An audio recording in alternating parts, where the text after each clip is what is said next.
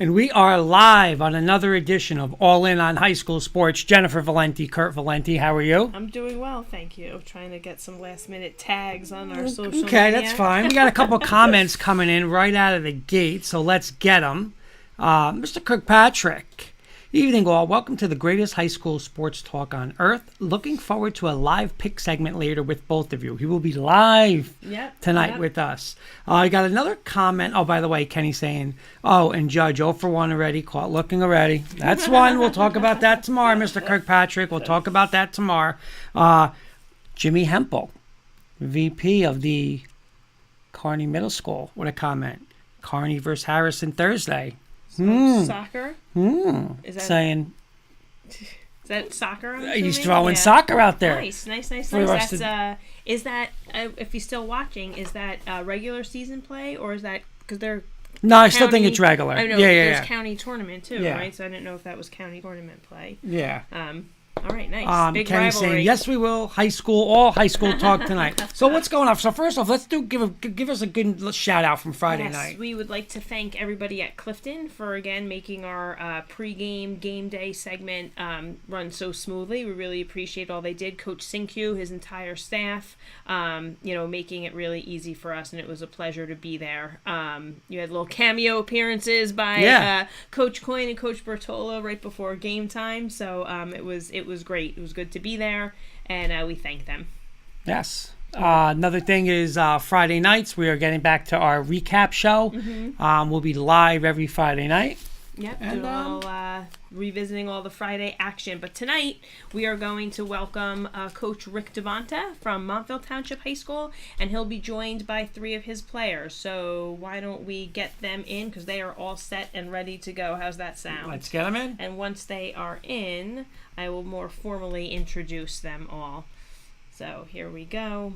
We did have Coach DeBonta join us during our preseason show, so he is a returning guest, but we didn't get to chat with him too much. Hi guys, let's just make sure everybody's getting in, rolling in here. Looks like we're waiting on just Joey, so let's just see how he's making out getting in, because I did see him in there. So it looks like his video and audio are still getting connected right now. So I'll formally get you guys introduced while we're waiting to Joey to get in, and then we'll keep tabs on him. Of course, welcome him as soon as he joins. Coach DeBonta, welcome back. How are you? Jen, how are you? Thanks for having me on again. I appreciate it. No Good problem. to see you. You too? You too. And awesome. Thank you for joining us. Again, we tell all of our coaches, really appreciate it. We know how busy you guys are, and the student athletes, of course, as well. But, Coach, let me formally introduce you. We're joined by Coach DeBonta, who's been the varsity coach at Montville Township High School since the 2016 season. Prior to that, he was an assistant on staff. His team this season is off to a 5-2 start. They compete in the Liberty Blue Division of the Super Football Conference, currently ranked 9th in North Group 3 according to Power Rankings. And Coach DeBonta is joined by 3 of his seniors, Joey Rehberg, Billy Templeton, and Zack Waltsak. Guys, how did I do with your names, guys? You're good. You got it? Okay. Real quick, Jen, quick comment from Adele Sippis saying Coach Bertola from Clifton is top shelf. He'll be coaching college one day. Kenny saying, agree, great coach, better person. Absolutely, nice, with Coach nice. Bertola. All right, we're going to get Joey in here real quick because he looks like he maybe tried a different device. Coach, would you do the honor a little more formally introducing the guys you have joining us here tonight? Sure. I'll start off. I just saw Zach's face, so I'll start off with Zack Waltsak. Zach's been a 4-year starter for us at Montville. He started as a freshman, outstanding athlete, as a defensive lineman, as a freshman all the way through. Last year as a junior, he was a 2-way starter, both offense and defensive line. This year, he trimmed up, slimmed up, and his athleticism showed. So we moved him to running back this year. So he's running back and D-line. So he's doing a tremendous job for us on both sides of the ball. Billy Templeton's with us. Billy has been a two-way starter last year. I'm more of a defensive guy from a free safety perspective. We moved him down to outside linebacker this year, and him and Zach are going on and off at that running back spot. Billy's the heartbeat of the team. Flying around, always enthusiastic, hard hitting. Real tough kid. One of the tougher kids on our team that we love to see his physicality all the time. And then Joe Rehberg is our quarterback. Joe's been starting for us for 3 years, out at receiver for 2, and this is his first year at quarterback. He's been training all the way along at that position, and this year he's having a standout year for us, doing an unbelievable job running Coach Swindell's offense and doing some great things for us over the past couple of weeks. So it's been exciting. Awesome. Welcome, guys. Yeah, I want to echo what Jen said to all you guys coming on, especially you, Coach. Thank you again. You're another, what is it, a 3-time now return or a second-time return? think You've been on second. time. Coach, I love it, so I appreciate you guys having me on. No, this is awesome, and so far you guys having a great season. But Coach, I'll start with you. 3 wins in a row. You guys put up nearly 100 points in the last 3 games, giving up only 17. Why is this team, hitting their stride now? And I guess it's a good thing, right, going into postseason. But why is this team hitting their stride now? Absolutely. I mean, it's a great time for us, and we're really. I talked to a couple guys today. We're starting to get healthier as we're going along as well. We were banged up a little bit at times earlier in the year, but I feel like we're starting to get healthier, and things are starting to feel really good at practice. I want to say that why are we coming along? I think our practice mentality has been outstanding over the last month. Just our practices, the guys are enthusiastic, hustling around, a lot of really good energy there. So I really think that has a lot to do with the way we've been playing over the last couple of weeks. So I hope that continues and we continue that into the playoffs. And it's going to be wild. Awesome. My question, I have one for each of the guys. Joey, I'm going to start with you. What was your off-season preparation like for this fall after coming off your 6-4 2021 campaign? It was unique. I was in a unique position to come in and play, my first snaps at quarterback at the varsity level. So it was unique. I can't say a lot of kids have had the pleasure of getting to go from wide receiver to quarterback. It's been fantastic, but the off season was just really making sure I was in great shape physically, making sure my arm was ready to go, making sure that my footwork was on point, but at the same time I made sure that I have the playbook nailed down. And I think that's been the biggest thing for me this year, and it's led to lots of success so far. That's great. And Billy, if I'm not mistaken, this one's for you. You and Coach DeBonta are together for all 3 sports seasons, if I'm not mistaken, right? So they're both kind of laughing there. So football, wrestling, and lacrosse. So can you tell us how Coach prepares you and the team each week? Just for football or for everything? We'll talk for football. I mean, I've known Coach since I was a little kid. He's been family to me, because my dad's good friends with him too since we were younger.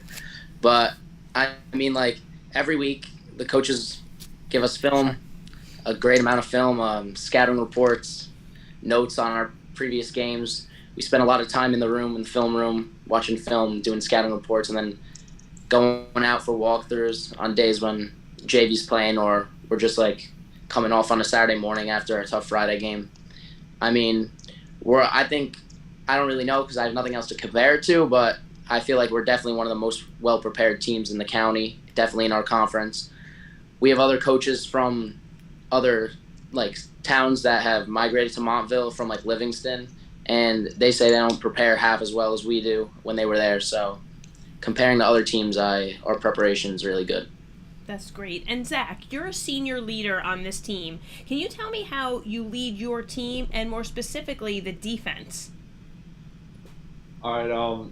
So as a senior, I think it was a big role for especially the guys on this call, but just our grade collectively to step up. It was a little weird playing through COVID and everything, but those guys, ironically, were some of the best leaders that I've ever played with, that group our sophomore year. So just kind of taking notes from them. A lot of it, like Coach said, comes down to our practice, leading the practices. That's how we prepare for games. And defensively on the side of the ball, 3 of us on the call as well, trying to fly around and make big hits, make some stuff happen. So that's great.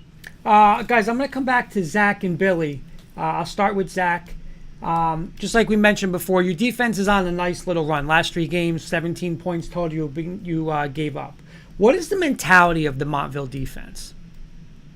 So our mentality, our coaches preach, it's SOS. We wear it on all of our shirts, and that means swarm, offend, suffocate. So our team plays the best when we're flying to the football. Everybody, we do a drill every week. It's called the pursuit drill, and as much as we all hate it, it's the drill that prepares us the most for the games. Everybody has to sprint to the football all around the field, and it really does transfer into the games, and I think that's why we've been so successful. Billy, what do you want to add about that to the for the defense, the mentality?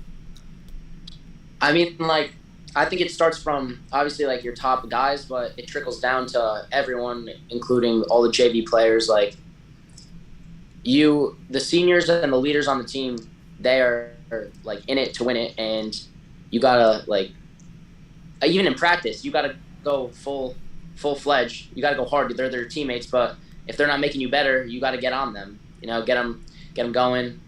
I mean, I think also our team, like as a whole, like our chemistry as well. And when one of us or any of the seniors really get serious, like everyone else knows, like it's important. Like they respect us enough to give it their full effort and just be like nuts. I mean, when it comes down to game wise, I mean, our mentality is just like hard hitting, hard nosed football on defense at least. I mean, we're all a bunch of nut jobs, really. we do a bunch of crazy rituals and crazy traditions that we're really starting up a lot more this year than ever before. And I mean, I know like I definitely joke around a lot, but when it comes game time, I'm all seriousness, and so is everyone else, really. And the pursuit drill, that's a great drill. Everyone, like Zach was saying, everyone really doesn't like it during practice, but as outside backer, I mean, for me personally, it's great for me because as an outside backer, I'm only on one side of the field. So if I got to get my tackles up, I got to run to the other side of the field. And that's probably where I've made half of my tackles this year. So I think it's probably one of the most important things because you have to hold your teammates accountable. They miss a tackle, the running back or receiver breaks a tackle, like you got to be there to have their back. No, great point. It is a great drill. I mean, it's nice when it's nice sometimes when like you're running your side and you're that backer and it's right there. When it's the opposite way though, you got to cut across that field. That could, a couple of them, you do a couple, could be a problem. Joey, I want to go to you, Joey, and watching some film on you. You're a dual threat quarterback, and that's kind of like the hottest thing now, whether it's pro football, high school football, college football, and it is an advantage, right? You run the ball, you gain a guy on the defense. So, but with you being a dual threat, not just being able to run, but you're able to throw the ball too. When your offense is clicking, how hard is it for defenses to defend the Montville offense? Oh man, I would hate to be a defense going up against a really good clicking Montville offense. And it all just goes back to our offensive coordinator, offensive line. Those guys, the big boys up front, our offensive coordinator are always making dreams happen for, the skinnies like me. I know Billy and Zach can attest to it. There's nothing like scoring a touchdown. There's nothing like those are the guys behind the scene that make it happen. But, Coach Schwindel, he really puts in a lot of time and effort to find ways to make the other team uncomfortable. And we just got a bunch of studs on offense that make it happen. You know what, Joe? And it's so great to hear you say that because, a lot of offensively and defensively, but we're talking offense, and a lot of, like you said, the offensive line, they don't get a lot of names in the papers and stuff like that. But in reality, that's what wins and wins the football games, right? You can be the best athlete you are, but if you can't block a defense up front, you're not doing nothing offensively. So it's good to hear, a quarterback giving praise to the guys who protected him. Yeah, of course. And I can't leave Billy and Zach out of that too. Absolutely. Two of the best blockers on the team right there. Absolutely. But I always grew up hearing the phrase, the offensive line, it's like air conditioning. You only know shit when it's not working. That's true. The line's been working this year, so that's great. It's been all I can ask for. Just make sure it's lucky you guys. If you were in like the high school and the pro level, you'd be buying these guys watches and stuff like that. So you get out of here right now in high school. Yeah, it's funny you say that because if we go a game without a sack, I owe the line and the big boys up front donuts. So I'll come in on Sunday. There you go. I'll come in on Saturday for film, and I'll have some donuts for them. But it's been a little bit. There's been some technicalities, and I found a way to get out of it here and there. But I definitely owe them some. I like that. Oh, that's awesome. That's great. Coach DeBonta, I'm going to come back to you. You guys host Warren Hills on Friday night, so I have a two-part question for you. My first part is, what are some of the strengths of the Warren Hills team? And part two, what are your keys for victory on Friday? Warren Hills, Jen, is a spread team, but they run the football a ton. They run about 73% of the time. So the key for us is from a defensive perspective is we gotta stop their running game. They want to come out and smash you in the mouth, and we gotta come right back at them and play that type of defense, all night long. It's not going to be it's not going to be a blowout of a game. It's going to be a tight game. They're a tough team, and our defense coordinator Matt Teresi really put some good time in this week and came up with a good plan going into it. So we're ready to go. We got to tweak some stuff over the next 2 days, but defensively, I think we're ready to go. From an offensive perspective, we just have to do the things that we do. When we do those things and we're clicking, like Joe said, we are unstoppable at times. We do some really nice things. And again, like you said, with Coach Swindell, he's a creative mind and does some outstanding things offensively for us. So, stick to our game offensively, defensively, just stop the run and beat them in the special teams game. So it's gonna be a good night for us. So look forward to it. Nice. All right, my last one. I'm going to hit everybody. I'll end with Coach. I'll start with Joey and then go around. Joey, goals for the rest of the season for the Montville football program. I feel like every team in the state's saying this right now, but it's a state championship. We feel as a team that we want it bad, and we're willing to put in the work every single day to make that happen. But right now, we got to focus on what's in front of us, and that's a conference championship. If we can win out these next 2 games, that's that. And then we go into the postseason with a huge burst of energy. But right now, it's just focusing about the next win and, taking it from there. All right. Zach, what about you? Goals for the rest of the season? Like Joey said, I think a conference championship would be great. Through all of our times here, I think we've had some amazing talent and made it to the playoffs, but we always fell a little short. But I feel like this year there's just something different. The team chemistry, like Billy said, is just really – it's great. I have never been on a team that gets along so well, but we also fight a lot, which is kind of part of it. It's a love-hate relationship with all the guys. But, I think just from, the top down, the seniors, we want it bad. It'll be the last time we all play together. So, just think about that going into the postseason. But a conference championship, that's really what we have our eyes set on, but we got to focus on this week to get there. So that's my goal. Okay, and Billy, what about you? They basically said it all. Right now, playoffs is this is playoffs really. Conference championships, part of the run. We go 5-0 on the back half of the season, head to playoffs, but conference championship is huge. I don't think Demont was saying that. I don't think we've won it since 2006, and That's wild. So we make history for Montville in that. Absolutely. Not a specific, tangible goal, but just ending the season with no regrets. I don't want to end my senior year with saying, "Oh, I wish we practiced harder. We could have done this better. We could have played harder." If we lose in the playoffs and we played our hardest, you can't really say anything about that. So if we end the season with no regrets, I'll be happy. You might not get the results you want, but mentally and emotionally, you gave it your all. So, no, great answer. And Coach, what about you? Goals for the rest of the season? Well, I think we talked last time I was on. Our goal this year, always first and foremost, was to win a conference championship. It's been, like Billy said, since 2006 was the last time we were able to do that. So it's a big deal for Montville. It's a big deal for the town. It's a big deal for us as a program all the way around. And then once we get to the playoffs, let's roll from there. It's that's where you got to start. Hopefully everybody's healthy, everybody's ready to go, and we just focus on one game at a time. So okay. It's conference championship first, and then we'll see what happens in 2 weeks from now. So. Coach, real quick, you a fan of the new playoff format with the whole playing down to a true state champion? Yeah, I love it. I think it gives New Jersey a real through the Super Football Conference and whatnot, it gives everybody a really clear vision of what football's all about in New Jersey, and I really think it puts us at a different level of playing in the state. So it's exciting. Okay. Okay, guys, before we let you go, we have one little segment we like to call Rapid Fire. They're a little more fast-paced questions, so we'll just go around. We'll do, if the order, maybe we'll do Zach, Billy, Joey, and then Coach, you'll round out each question. How's that? Good? Sounds good. All right, first question. One song that you want to hear pregame, whether it's in your headphones, pregame outside. Give me one song you want to hear before a game. X Gon' Give It To You is the name of the song. I want to hear Hoist the Colors. We listen to it like on Thursday nights, and it's like a serious song, and it gets me hyped. So,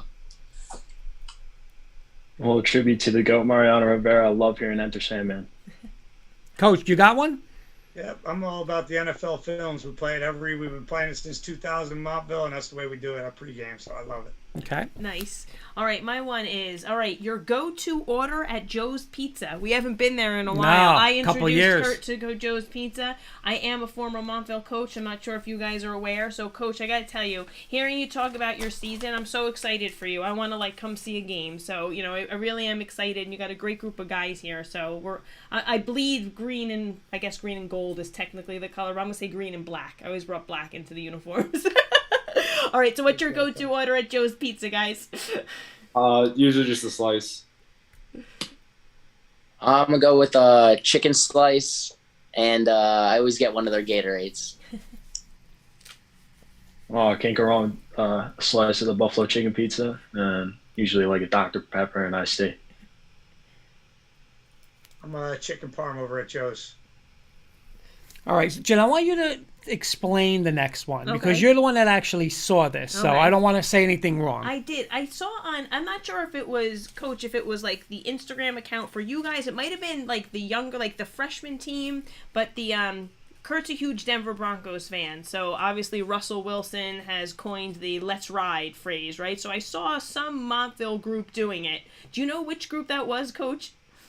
I mean, these guys were all over it in the beginning of the year, so we started up. They had me do it a couple times. I don't know if it was ever put out there social media wise, but I'm not sure how that went. All right, so we're gonna do it right now because I'll give you mine. I got to do mine from the Broncos because I'm a diehard Bronco fan. So let's ride, Joey. You're up. You went out of the order. Oh man, put on the spot. Oh, of course. Stanks Country. Let's ride. Zach, Mustangs Country, let's ride.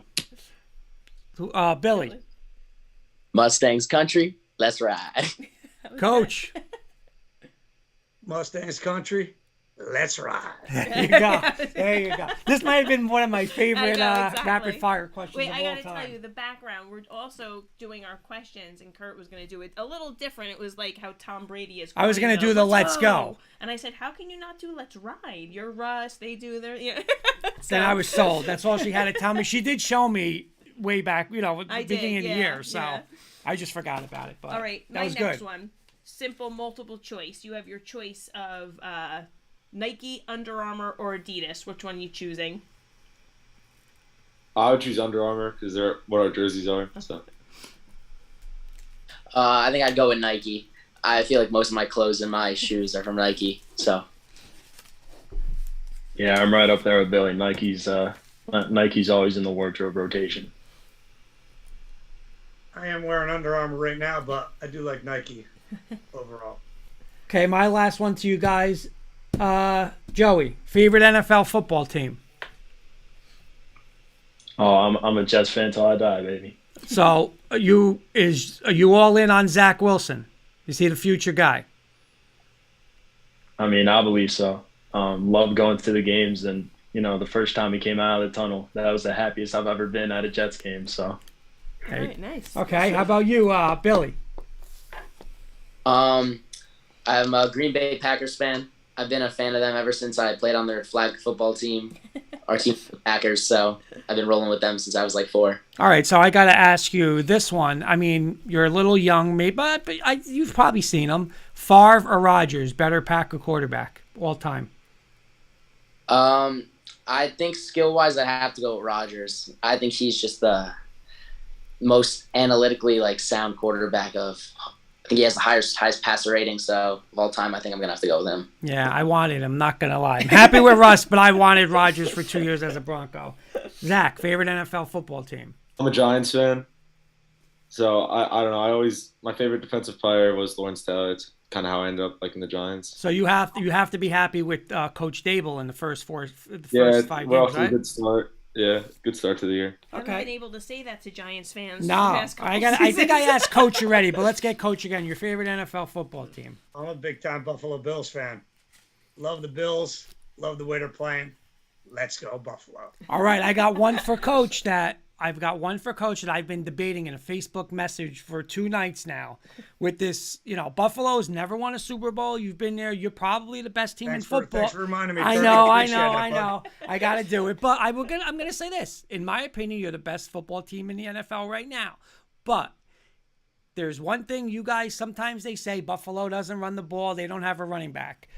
Would you give up a number 1 pick right now if Carolina called you and said, do you guys want Christian McCaffrey? And if you guys got McCaffrey, 1, would you give up a number 1 pick? And 2, if you got McCaffrey, would you say you're definitely hands down the favorites to win the Super Bowl? That's an interesting question. I haven't heard that out there, but McCaffrey is a beast to have, and he would fit nicely into the program. To give up that number 1 pick next year, at this moment right now, I'd go for it. Let's do it. There you go. All right, my last question for you guys is your Super Bowl winner for this year. I don't know. I mean, the Bills are they look pretty unstoppable right now. So I don't know. I think they'll win. What I'm talking about, Zach.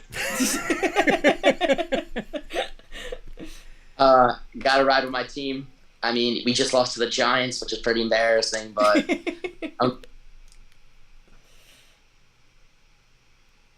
I could be corny and say, let's go Jets, but hopefully this will get me out of perfect bags tomorrow. Let's go Bills. Coach is going to say Bills, right? 100% Bills. But listen to this comment I got. Fellas, you need to throw Coach through a table, Montville Mafia, like the Buffalo Bills style. I mean, maybe you guys win a conference. We see that somehow, and then we post that something live. Coach, how would you feel about that? You won't have to throw me through it. I'll be going right through it. Right off the top. Oh, too funny, funny. Guys, thanks so much for joining us tonight. It was a pleasure to have you. Again, we thank you for your time, and best of luck to you the remainder of the season as you chase that conference and state championship as well. Thank you. Guys, awesome. Thank you so much for coming on. It was so much fun, and good luck. Thank you, guys. We appreciate you having us on, and guys, excellent job tonight. Outstanding. They did. Nice job. Great job. Good night, guys. Okay, Thanks, so that was guys. Montville. See you soon. You got it. Montville football with a big game this week, 5-2. They're looking for 6-2, and like they said, control their own destiny, right, for a conference championship. And we should hold Coach to that, though. Going through the table. Yeah, thing. oh, definitely. I mean, we were talking about Sis at one time, but if Coach did that, I'll tell you this: I didn't think we could up Coach Catrona. If he goes through a If table. he goes through a table, Coach Catrona, we're gonna get on the horn and send a text to him. And what are you gonna do? That's our new thing. That's our new thing, promoting the after game antics. Yeah, absolutely. That'd be awesome. But all right. Well, do you want to roll into a little all in or not all in? Yeah, let's do it. We know we love this segment. All right. All right. So you're going first. I am. So last week, I asked you about timed runs, right? As like criteria for making varsity. I'm laughing because we just had this conversation. I know where it's going. And then, we did have a conversation a couple days ago, actually, about this, which prompted me to make this my question, is not just timed runs, but conditioning. Should conditioning be a part of practice? Now, I'm going to say this. I want you to answer it for football, and then I want you to answer it, like, overall. We always talk about how, like, football is a little bit different and unique, Yeah. so... Mark Calderio, hey guys, what's going on? What's going on, Mark? Hello, Mr. Calderio. I'm going to answer it like this, and it's how we had our little dispute yesterday about it. You're saying, did you ask me you said the word conditioning, right? Conditioning, yeah. I mean, but, listen, when we played, we're in the 90s, like, all right, let's go 20, 100-yard sprints. And, I mean, that personally, I would say no. I think, run a no-huddle offense. There's where you're going to get conditioning. Practice fast, stuff that's going to be in and out, like, all right, 60-yard sprints, 70-yard sprints. I mean, that's what sometimes we used to do. And it's like, I mean, when are we going to do that? I don't know if I ever ran 100 yards on a football field, but, maybe you get it to where it's, let's go. We're going to work on a no-huddle offense, in and out, tempo, stuff like that, where you have to get the ball snapped and stuff like that. Right, you're mimicking You're mimicking game. You're getting your conditioning in. Purposeful. You got to be in shape to do that. You just can't go and say we're going to run a no-huddle offense without being in shape. So that's where I'm going. Okay. But John Beelan, best duo in the game. Hello, Mr. Beelan. And then Kenny saying John Beelan, the fantasy football GOAT, he needs his own show. I'm all in on it to a degree. I agree with your point about making it purposeful. But I think that, and again, depending on the sport you're coaching, like for my basketball team, I wasn't going to do distance runs because you're not, in season. But I think you do need to get in game shape, and I do think you need to build your stamina. For lacrosse, girls lacrosse specifically, you know what? They might do a 100-yard sprint multiple times a game. So, yeah, that needs to be part of our conditioning. So it's a little bit different. I understand your point that in certain sports you're not going to use it. Right. But you know what? For certain other sports you are. And I thought it was important to have a conditioning piece of my practice. And I thought there was an important part to have a disguised conditioning piece of my practice as well. Mark is saying they can't do that anymore. Kurt, back in the day, yes. Now, absolutely not. It's a comment. I can't. That's Dr. John. Beelan, Kurt, I'm curious if you found Russ yet. At the bottom of the lake, LMAO. Dr. John, conditioning appears in football different ways. Having linemen hold their stance to get used to that position, mimicking kickoffs, running go routes. There's more. What's he saying? There's more anaerobics, bursts in football that need to be addressed in practice. Right, exactly. That would be game specific, absolutely. Right. But I would give my kids summer workout schedules, right? Let's say for field hockey specifically. And if they did them, I didn't have to spend as much time conditioning when they came in preseason. But if they didn't do them, right, then we were spending more time because I didn't want a kid to get hurt or pull a muscle because we are running a 100-yard field, for 60 minutes. So it's a little bit different sport to It's sport. the same thing too, and I'm just saying the no-huddle offense. I mean, what about defending a no-huddle offense? Maybe you have something where you have one scout team, now you have a second scout team. That second scout team, say, is 20 yards ahead, right? So maybe, we kind of did this in St. Mary's when we played Wallington and they ran no-huddle.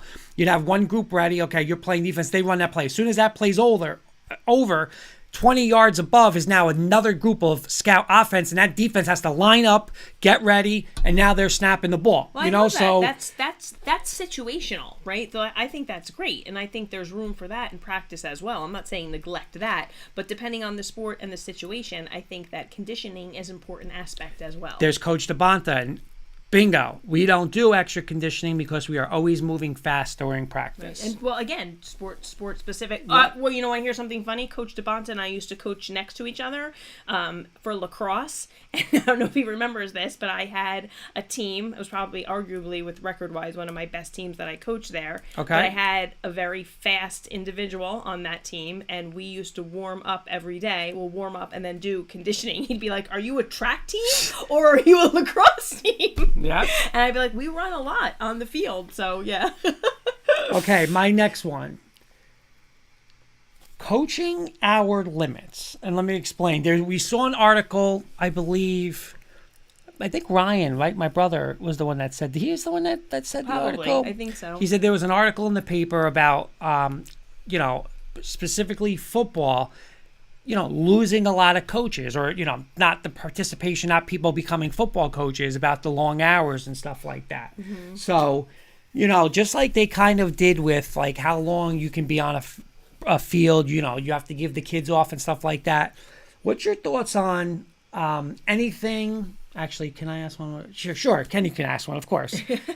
What's your thoughts on somehow limiting to where it's like, you're not 34. I mean, listen, I'm going to be honest. Like, we've done staffs where we've been there till 9, 10 o'clock, 3, 4 nights a week, and you're putting in 6, 7 hour days in the weekend. So, I mean, it's close to 40 hours. What's your thoughts of limiting that? I'm not all in. I feel like I just don't know if it's going to have the desired effect, and results. That's the only reason I'm not all in. I think that you have made some really good points about like looking back, and if you were to go back to coaching or be a head coach, that how you would change things because that you can make more of your time, right? That it's not about putting in. So I think that's more feasible, but I don't know that you could impose restrictions. I don't know. I mean, I think that's hard, there's so many. How are you going to keep track of that? How are you going to monitor that? Is it really going to have the desired effect? What about the coach that does want to put that time in? So I'm not all in, not because I don't think people shouldn't be spending that time, but I just don't think that it's feasible would have the desired effect. Coach DeBonta was saying, "LOL, you have to run at lacrosse practice." There you go. You know what? I'm going to be honest. This is what I'm torn at. I really am torn because you really do, like, whether you talk to people or you talk to people who've done it and aren't coaching anymore, or you're talking to people who are saying they don't want to coach, and it's the time factor, right? Like, you have other stuff going on, yada, yada, and all that. So I'm a little torn. I mean, it also is, hey, if coaching staff A wants to outwork coaching staff B, what's wrong with that? Right, exactly. I mean, that's where I am a little torn. But it is a little concern, though, when, there's a lot of people not coaching anymore or that don't want to coach. So, I mean, it's just something to look at, but I'm torn on that situation. Yeah. All right, my next one for you is, oh my gosh, the name of the movie is escaping me for some reason. Leave No Doubt. Oh, I can't oh think my of it. God. Well, Remember the Titans. Remember the Titans, thank you. So we often quote that movie. So my question for you is, are you all in or not all in running up the score? All right, I'll tell you this. I'm going to say this from an offensive coordinator perspective, right? I think when running up the score, I think people kind of get that. I don't know. They take it in a different way. Is running up the score in a football game 87-7 running up the score? Yes, that's running up the score. But I also think that, one, you work hard. I'm talking as an offensive perspective now. You put in a lot of work every week, okay? Whether you're putting in new plays, new formations, just running your stuff or whatever it is, that's a lot of stuff you put in. And you can't just look and say, okay, week 1, week 2, week 3. You have to look at the big picture, right? The big picture, which is what? Like Coach and all the Montville players are saying, a sectional conference championship, a state championship, right? So, I've seen it where it's like, okay, you're playing a team that you're a lot more talented Now, your defense gets a pick six, you return a punt return for touchdowns. Already you're at. It's 14-0 already. I mean, what are you supposed to do as an offense? Right? Is it just because it's 35-0 at half? I mean, the offense really has had 3 series. Okay, and 2, you ran 7 plays and you scored 3 touchdowns, and your running back ran the ball. I mean, so like people don't expect, oh, you can't throw the ball. First off, what people don't understand, and I'll just say this at St. Mary's is, and we could do both, but our running game was so much more powerful. So if people are worried about running up the score, they should want us to throw the ball as opposed to handing it to a back that had 2,400 yards. So, but I always said this, like, you still got to practice. You're in a playoff game. It's not going to be 42-0. You're going to have to play 4 quarters. So where does this offense play 4 quarters? Where do they do it? If people are saying, but wait 1 second, but where people are saying you got it, there's a running clock, I have right? a point of contention with you on that about the playing the 4 quarters, because your team isn't getting any better by playing that opposition. Like, it's not about, so that's I don't disagree. And again, football is its own, it's its own animal sometimes, and this is another example of that. But yeah, I'm not all in. I say win with class, lose with class. No, but Coach DeBonta made a great point here now. Okay, so say, you are a sophomore. You are a good sophomore player, but you're sitting behind a stud senior running back. Mm-hmm. Okay, but this kid, so even though, but even though you're second string on St. Mary's, you might be the starter on any other team in the league, right? Mm-hmm. So does that kid not get his chance to play? Well, I will say that's a tricky thing, right? Because I feel like that used to happen even because I do feel like that you don't have to not, like, there's going to be games where you can get that kid in and have him have minutes that are like purposeful and not just for like, oh, I'm getting like minutes because we're beating a team by a lot. And that used to be one of the things that used to bother me in the sports that I coached. I felt like coaches could have put in their reserves earlier and given those kids, because you want to put your reserves in, and like in lacrosse, like just pass it around the perimeter, because you're up by 10 and it's a running clock and you're just letting the clock run. So that is a great point, but I do feel like that's a little bit on the coach to get that kid in more valuable minutes where but I'm saying is that player who's in front of him, he works just as hard. Like, he's going to get 2 carries today and then he's done? He's not being penalized. Well, he's not being penalized. Nobody said 2 carries. Like, he's not being penalized for that. And, like, that's part of being, like, on the team. Like, why is he just going to score a team that you're going to run it up against? Let me finish. Go ahead. You're going to run it up against. Those are, like, fluff stats. I would hate when coaches would come to conference meetings and they would say that this kid had 6 goals in this game. Well, they beat you 10-0. Right, like, but running it up is... but I'm just saying, like, you have to look at it from all angles. And you know what? That kid who's the senior, he could be a good leader for the sophomore who's coming in. Let's get to basketball. If it's 42-2, then you don't maybe full court press. I mean, in football, absolutely. You're not running flea flickers and double passes and rocket and goes like that. I do think football is, again, unique in that aspect, that it's difficult to not, like, again, in some of the sports that I coach, like, you can spread the offense, you can take time off of the clock, right. And there's ways to do it, and I feel like football that it's difficult. Yeah. A couple comments real quick, because we got a bunch. I want to read this. Dr. John, going back to the coaching, I actually think the opposite is the problem. Coaches who put a ton of time into their programs, particularly head coaches, tend to be resentful of coaches of different sports who don't put as much time as theirs. Their expectation is all coaches put in a ton of time. Kenny saying Yankees up, they won 1, Judge 0 for 2 with 2 strikeouts. Sorry, Kurt, had to bring it up. Coach DeBonta, if you have your JV team in, I believe you can continue to push. Those kids deserve to play as well. Beelan, keep running it up. Too many people are soft nowadays. I racked up 42 in flag football last weekend. Only Beelan. Mr. Beelan. Kenny, if starters are, let's say, 4 touchdowns better, it's not their fault. These kids need to play to gain more experience and valuable time, in my opinion. Dr. John, don't forget, athletics are a family event. If it's senior day and grandma came up from Florida to see her grandson who is a senior playing the game, if the game is 40-0 at half and the varsity gets pulled, most people would say put the JV in. That's not great for the families. Also, the issue with those lopsided games is when the winning team puts their JV, those teams winning often plays their JV. Why? Leave your varsity in. Let your kids have some success. Kenny, right. If a team can't stop a simple power run, it's not their fault or a third down slant. It also becomes a case of the haves and the have-nots. I coached in a field hockey conference where we had a very powerful team, and we had some really, teams at the bottom of the conference that just could not compete.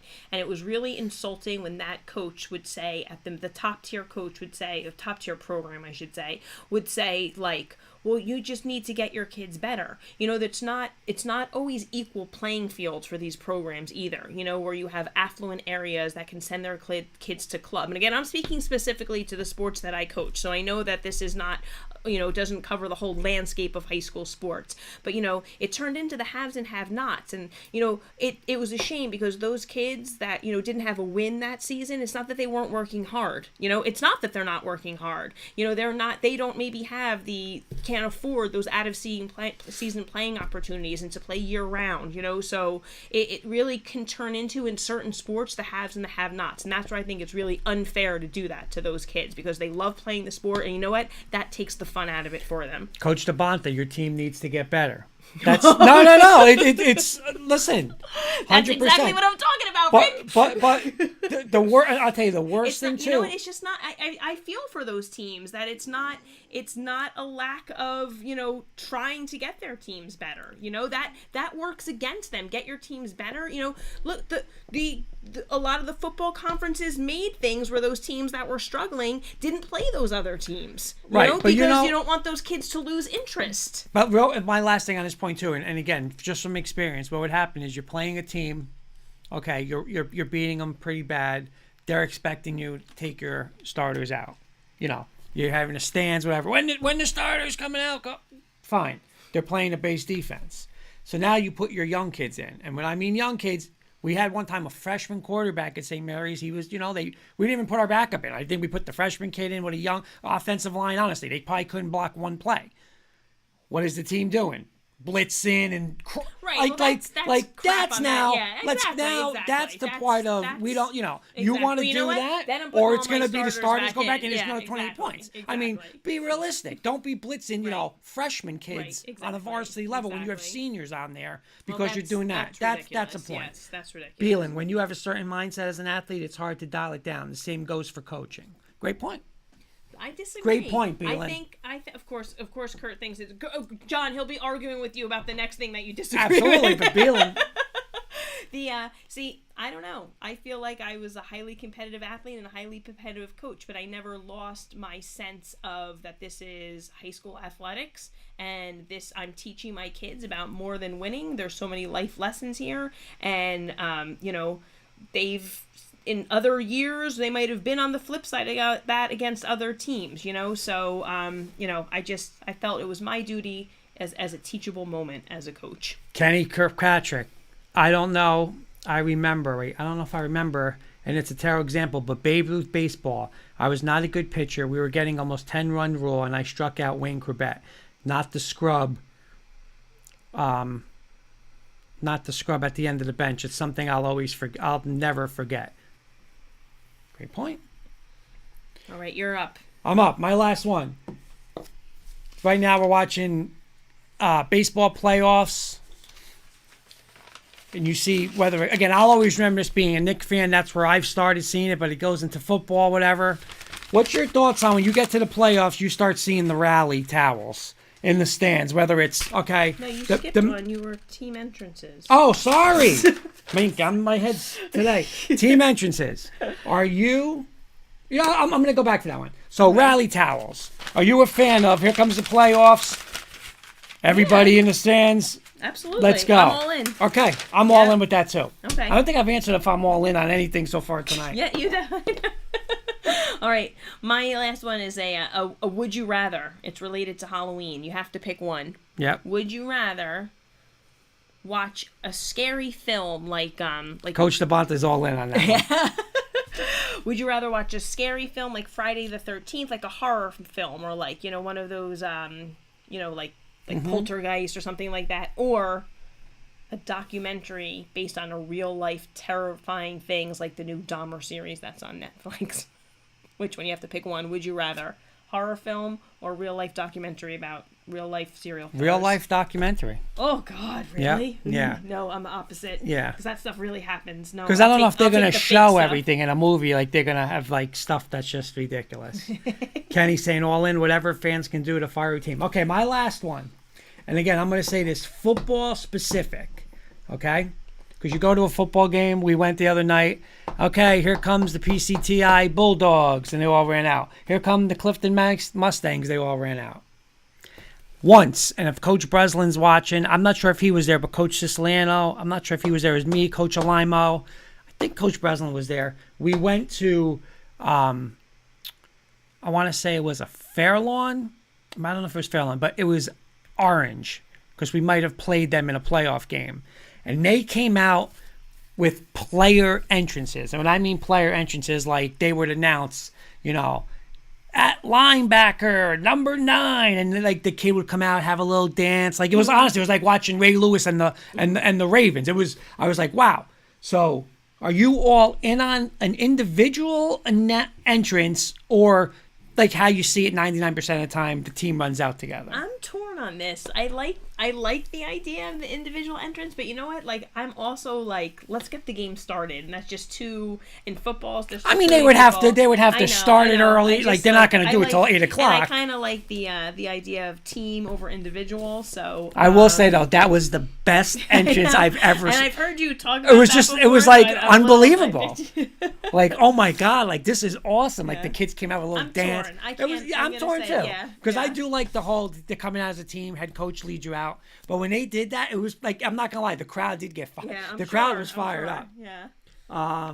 Real quick, couple more. Oh, I'm terrible with these comments tonight. Coach DeBonta is saying neither about I've been running from Michael Myers for a year. Me too, Coach. Me too. Beelan, horror, 10 out of 10 times. Kenny saying scary film. Kenny, and I'll dress up as Jason and scare the you-know-what out of Kurt. Absolutely.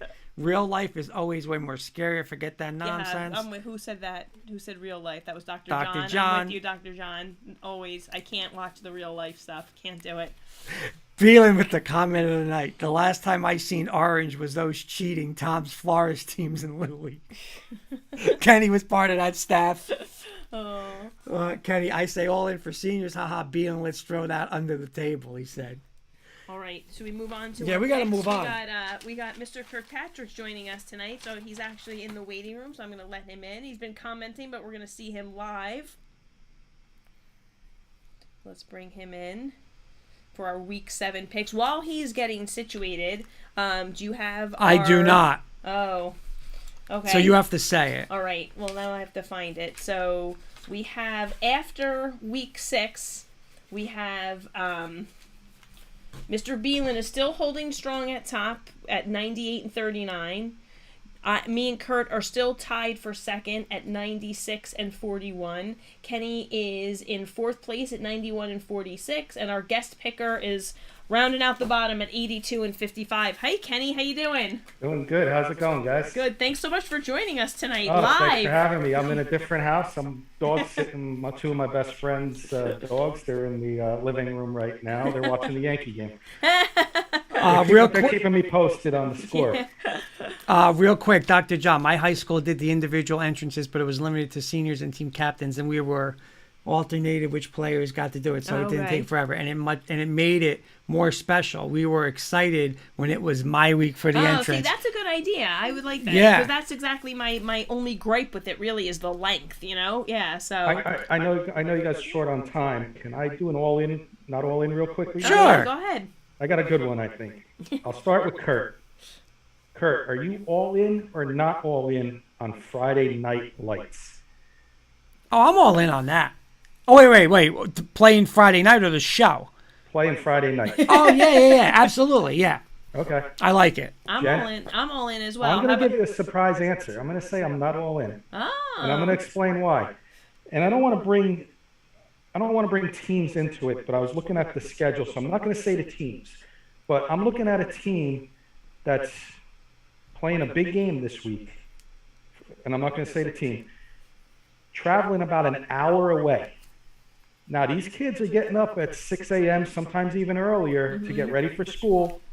A long day of school, maybe tests, maybe big day of school. And now you got to go right from after school and travel over an hour away to your game.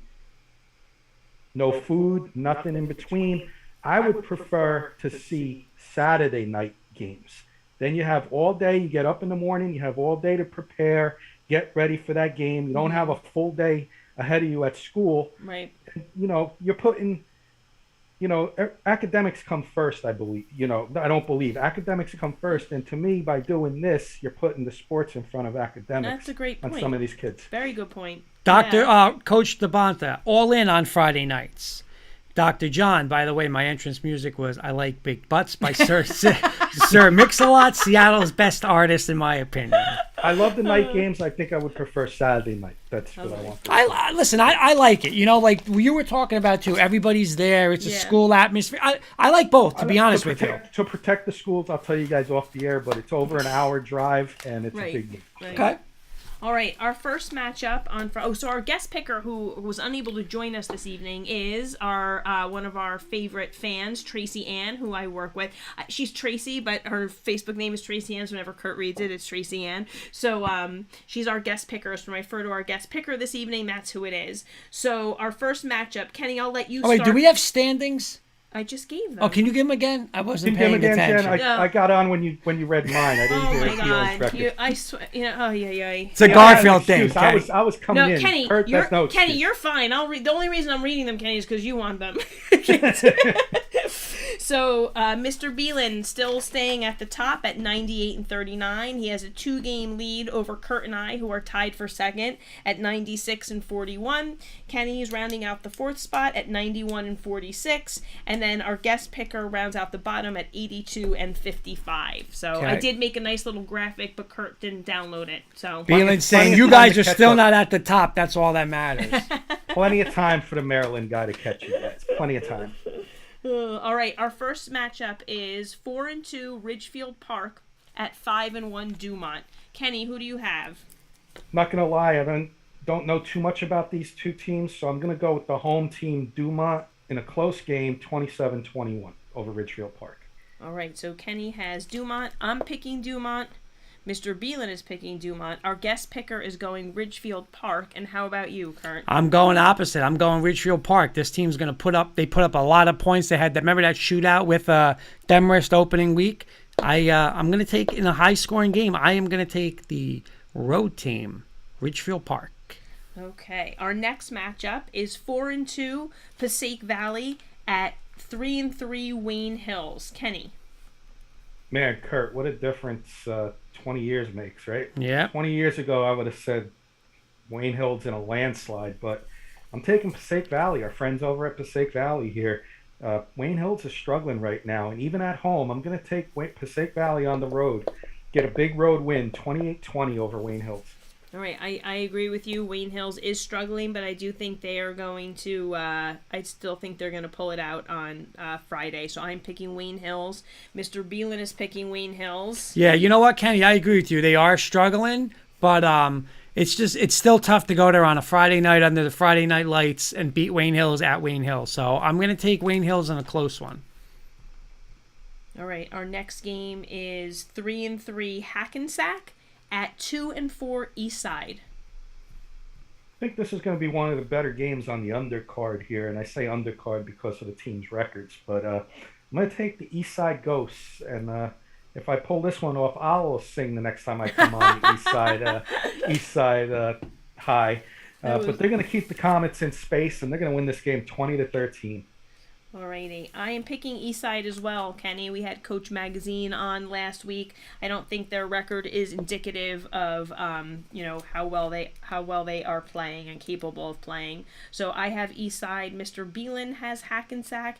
Our guest picker has Hackensack. I think I neglected last one. Did I say the guest picker had Passaic Valley? I apologize if I did. So Hackensack for our guest picker. And how about you? Sing it with me, Kenny. Ready? So cheer for dear old East Side High. Come on, Kenny. Lead on to victory. East Side again. Let's go. All right. I got to go watch the movie now. Just because. For that. All right. Our next game is 4-2 North Arlington at 5-1 Glen Rock. North Arlington might be having a little up-and-coming program here, but I think Glen Rock is going to be too much for them at home, Jen. I think it's going to be a high-scoring game, but I think Glen Rock pulls away late. I'm going to say Glen Rock 33, North Arlington 20. Yeah, we had a chance to see North Arlington earlier. Isn't that who we saw? On, first St. Mary's. Yeah. So, and they did. They had a nice little season. But I agree with you, Kenny. I think Glen Rock is just going to be a little too much. So I'm picking Glen Rock. Our guest picker is picking North Arlington. Mr. Beelan is picking Glen Rock. I'm just kidding. And I'm going Glen Rock, too. You know, Glen Rock with an upset last week of Heights in overtime, that showed a lot because you know how good the Heights program is. And for them to get there when their only loss right now is to Rutherford. So I'm with you guys. Close, but I think Glen Rock takes it. All right, our next one is 5-1 Park Ridge at 3-3 Lyndhurst. Kurt, what's the nickname you give me sometimes when we're doing picks? Give me a hint. Starts with a U. The Underdog King? Underdog or Upset Kenny. Upset Kenny, yeah, absolutely. Here's my first upset of the week. Lyndhurst at home gets a sleeping Park Ridge 21-20, and our good friends at Lyndhurst get to 4-3 in this one, Kurt. All right. I'm picking Park Ridge in this one. I'm going Park Ridge. Our guest picker's going Park Ridge. Mr. Beelan's going Park Ridge. Yeah, Kenny, I mean, I'll tell you this.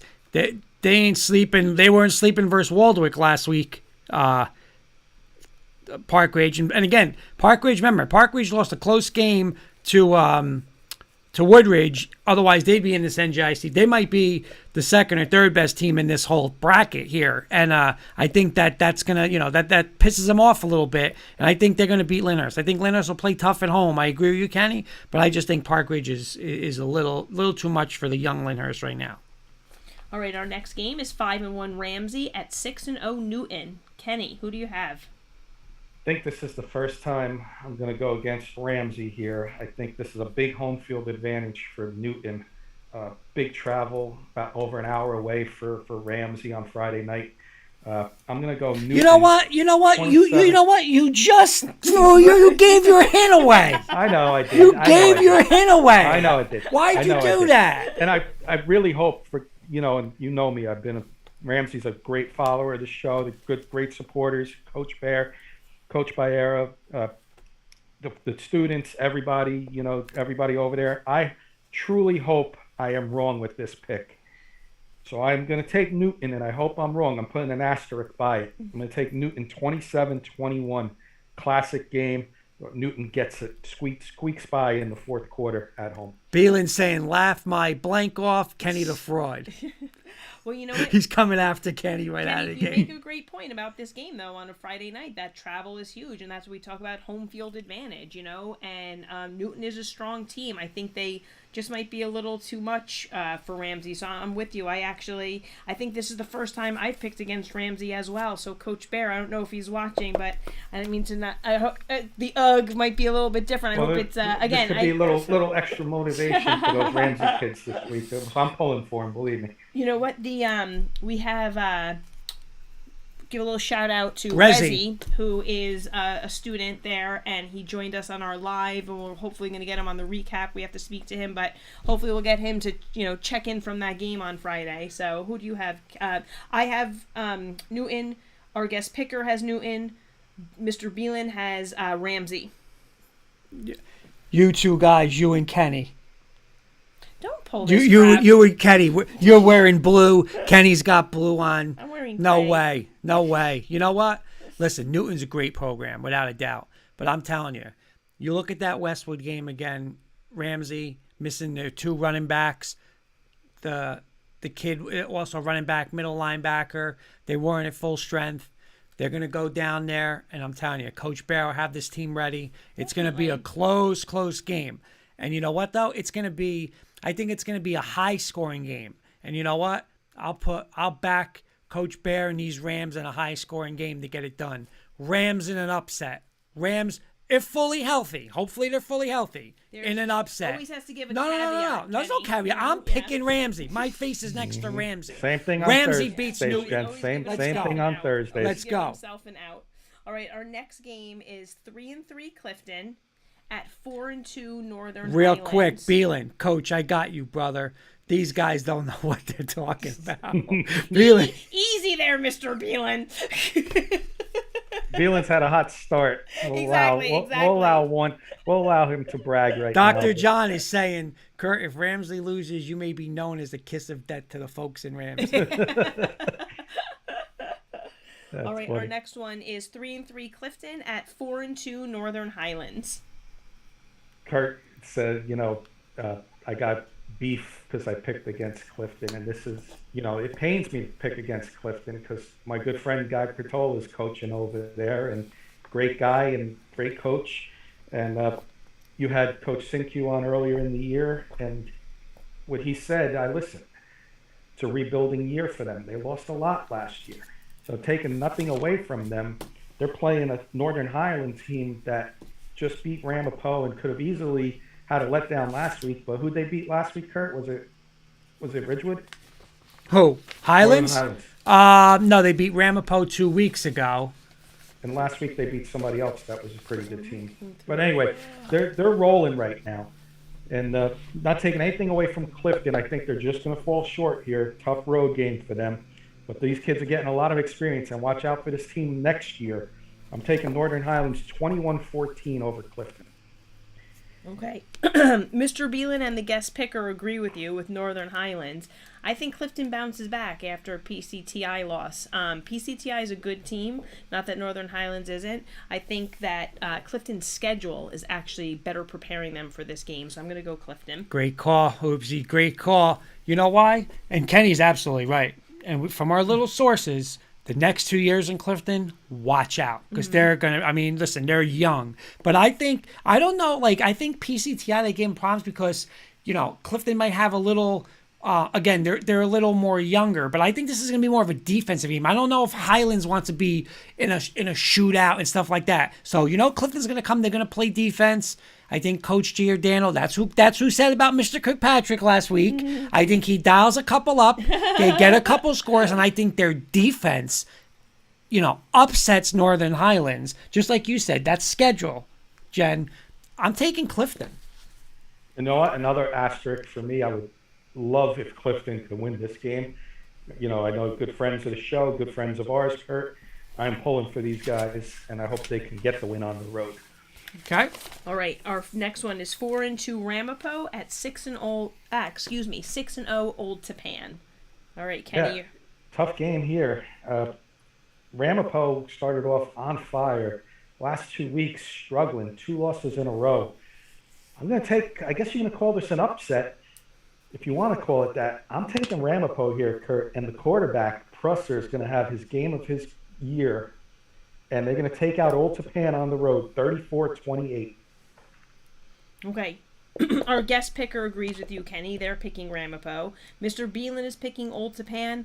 I'm going Old Tapan on this one. This was a hard one for me because I agree with you. I know they had Grusser hasn't been 100% healthy, and I'm not sure what his health status is coming back. But teams have been putting up points on Ramapo, and when you're 6-0 and you're rolling in and you're home, and you can take Ramapo. I think that's all going to be on Old Tapan's side. I'm picking Old Tapan. Listen, this is going to be one of the biggest games probably ever at Old Tapan, right? You got Ramapo coming in, you're undefeated, you're ranked high in the state, yada, yada, yada, and hey, all to that. Ramapo, again, Grusser wasn't there for the Highlands game. What's his health? That's obviously a concern. But I'm going to say this. I think to beat Highlands, right? To beat Old Tapan, I think you're going to have to outscore them. They're going to score points. Old Tapan is definitely going to score points in this game. But I think that's okay, right? Ramapo, you said defensive is struggling a little. That's okay. How to beat them at their house is you have to outscore them. I'm not going to say it's the right way to do it, but I'm going to tell you this. Grusser, Robinson, the running back, that group, first off, you're going to say Ramapo's going to lose 3 in a row. And secondly, that group going there, they have the horses to do it. I'm with you, Kenny. Ramapo in that mini upset, they're going to outscore high in the 40s. This game is going to be. But I'm with you, Kenny. I'm taking Ramapo. All right, our next one is 2-4 Montclair at 5-1 Ridgewood. Ridgewood's having a great year. The window's 95, 5-1. I truly believe this Montclair team is better than its record shows. Very close game, Jen. 21-19 Ridgewood at home. All right. Would not be surprised if Montclair wins. I'm picking Ridgewood as well. Beelan and our guest picker are picking Ridgewood too. Is this going to be our first unanimous game, Kurt? Yeah, you know what? But I agree with Kenny. I think it's going to be a very tight game. I think this, like Kenny just said, Montclair is a lot better than their record. But at home, I think Ridgewood's going to take them. All right, our next one is 1-5 Lakeland at 6-0 Westwood. Dr. John, real quick, Montclair is a much better team than the 2-4 record. Irvington beat them 22-21 on a touchdown with 24 seconds left. Very good team. Yeah, I saw that. That's what made me think, hey, this team's better than its record. They gave Dr. John to Irvington School a very, very tough battle. Westwood, Lakeland, Jen, you said? Yes. I'll go quick here. I think Westwood's going to be too much at home here. I think this is going to be one of the more lopsided games of the week. 34-14 Westwood.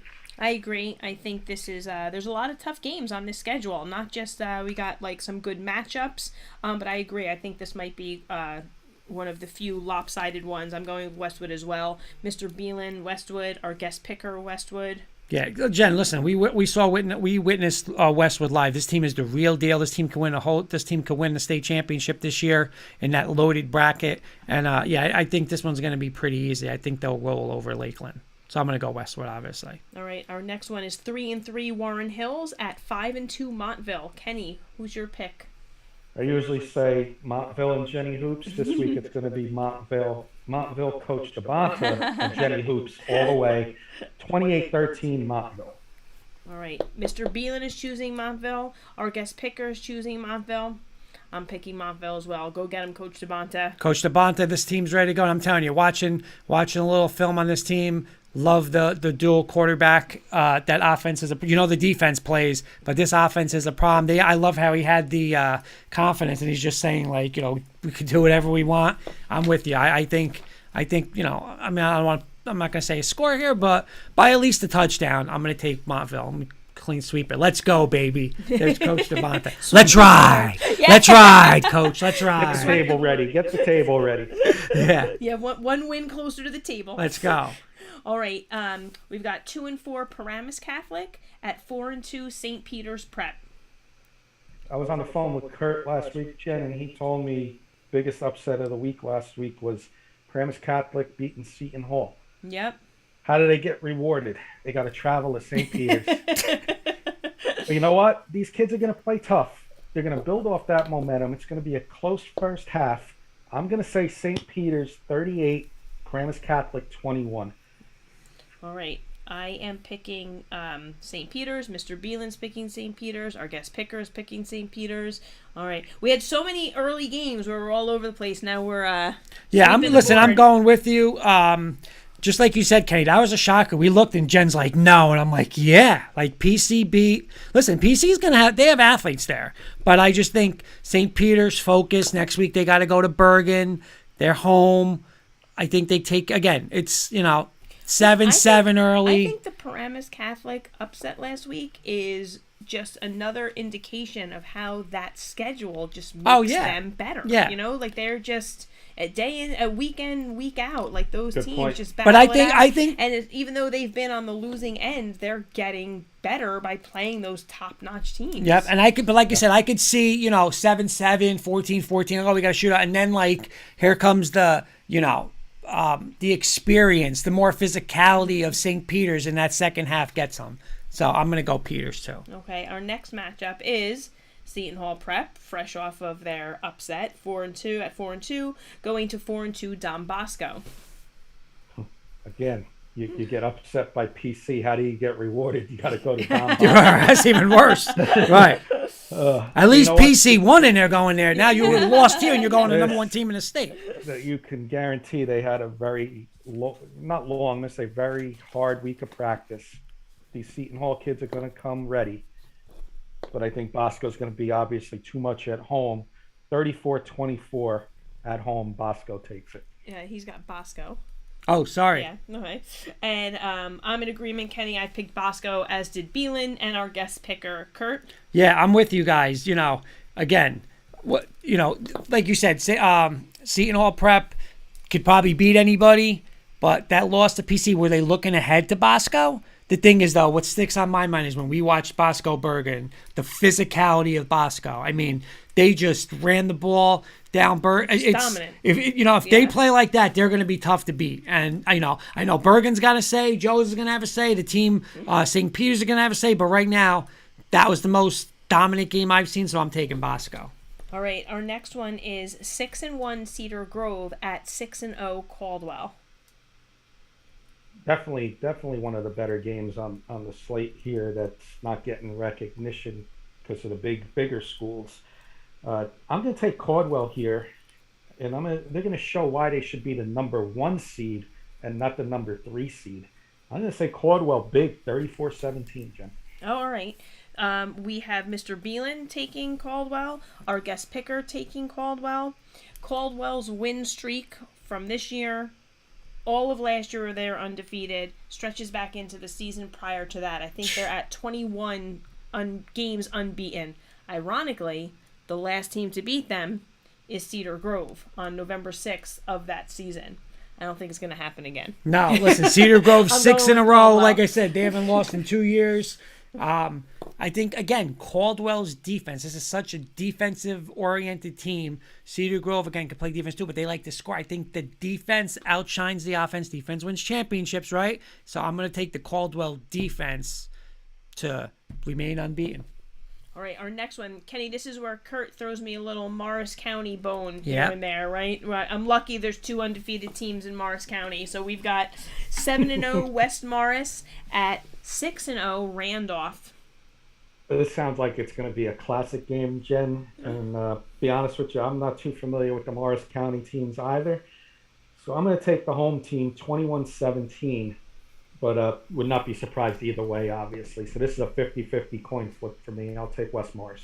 All right, Randolph. I'm sorry, Randolph. Randolph. Our guest picker is with you on the Randolph pick. Mr. Beelan is picking West Morris. I'm picking West Morris as well. I think they've had some really impressive victories this year. Yeah, I'm with you too. I think close game. Actually, Randolph's the bigger school, correct?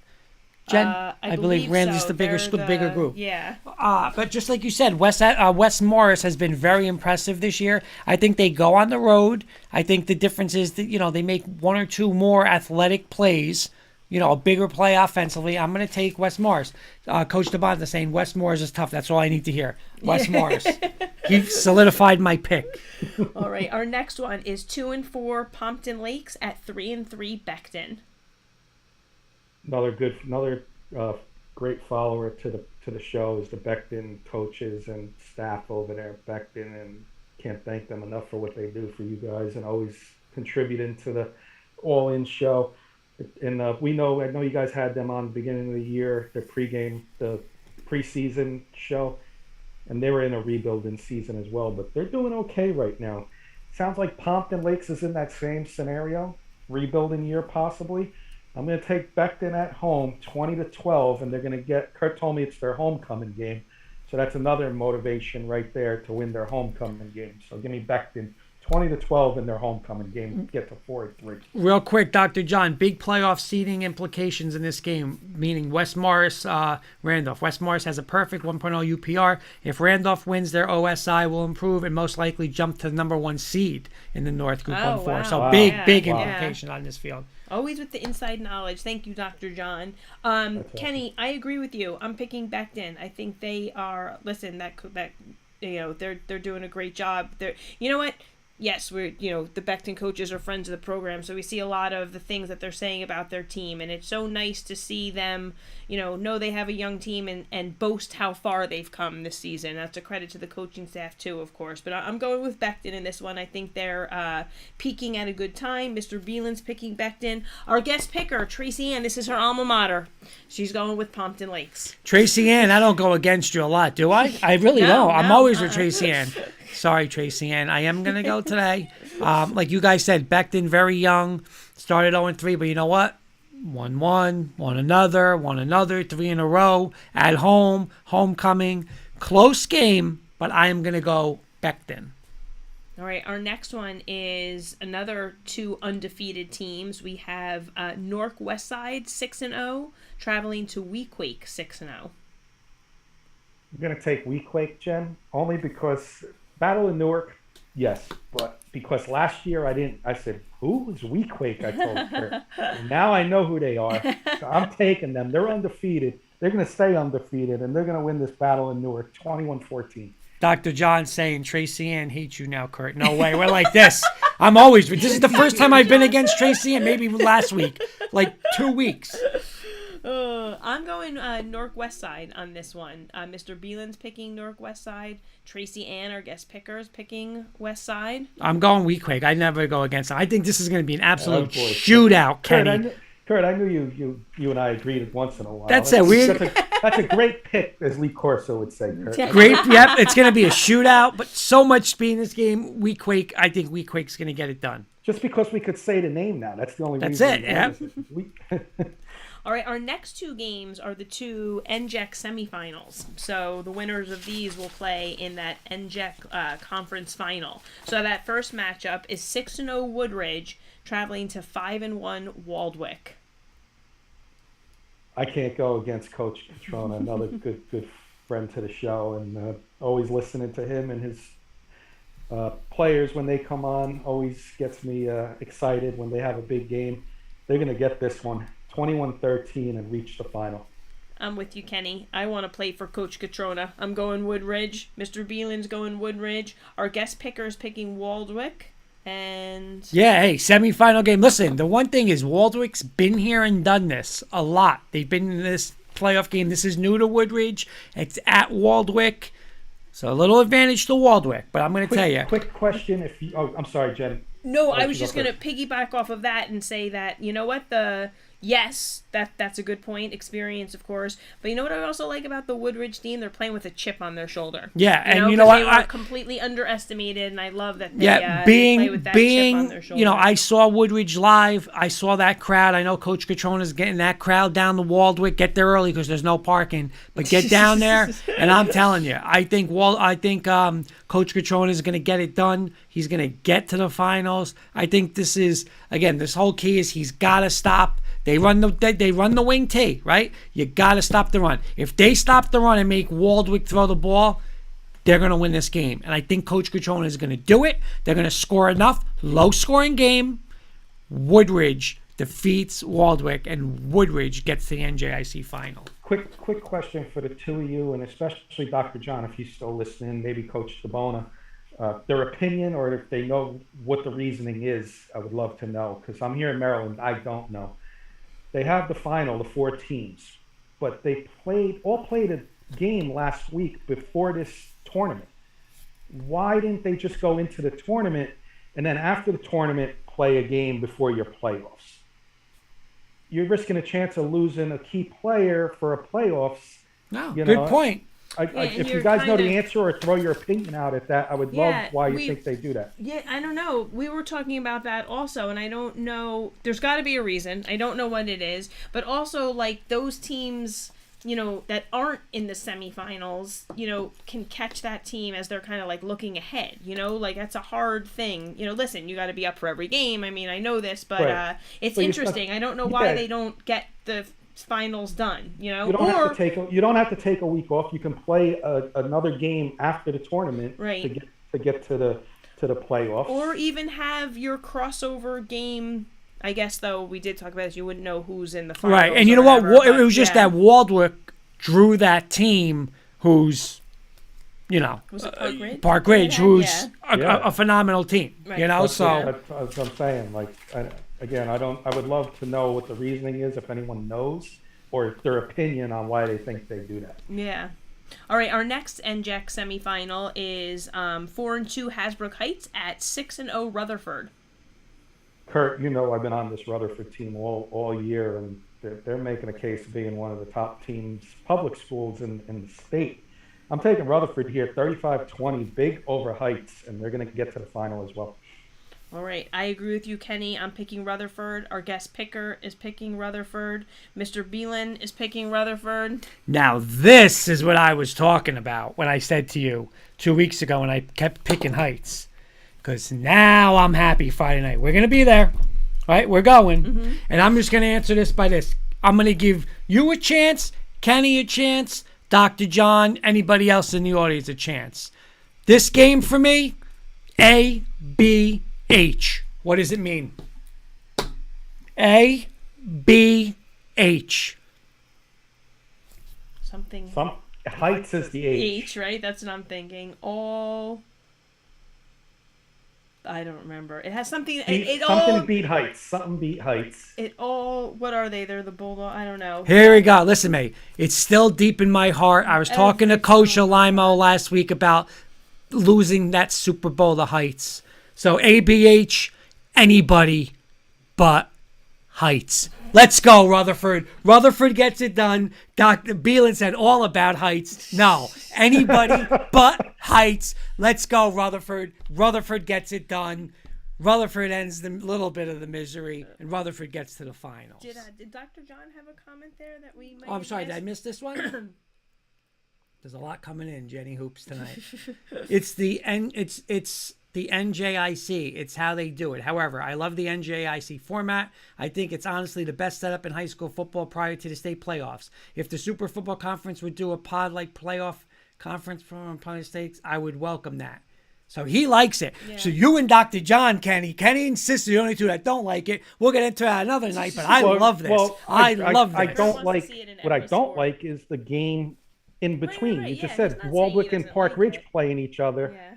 You know, Waldwick should be playing the semifinal and then play Park Ridge after the semifinal final. All right, guys, we got 4 games left to go. We are well over our time tonight, so let's we are.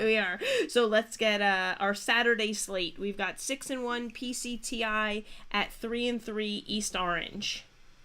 You guys know, listeners to the show, I like to adopt a team each year. This year's team is PCTI. Big win last week against Clifton. They're going to continue it this week against East Orange. Tough team, East Orange. I'm going to say PCTI and the run game and defense get it done 20-14. All right. I think everybody I have here is all in agreement with you, Kenny. I'm picking PCTI. So is Mr. Beelan, our guest picker, and KV. Yeah, I'm going PCTI. We saw them live. They're big. They're fast. But listen, East Orange, won 3 in a row now. This isn't going to be easy. I can tell you that right now. This is not going to be an easy game, but I'm going to give PCTI the edge on the road. I'll take PCTI, but watch out because East Orange is coming. Watch out. 3 non-public matchups to round out Saturday's action. 2-4 DePaul at 4-2 Pope John. Kenny? Great Saturday action. Kurt, DePaul beat who last week? Hudson Catholic, maybe? Hudson Catholic. I think Hudson Catholic. Yeah. I joke around, Jen. I say DePaul is in the SEC of high school football. A lot of the coaches come on, and I think even Coach Campanelli said, this is the SEC of high school football is our, non-public over here. Pope John, ACC. That being said, DePaul 24, Pope John 13. Dr. John saying Irvington is hosting Livingston on Thursday this week, 6 p.m. kickoff. Nice. Good luck, Dr. John.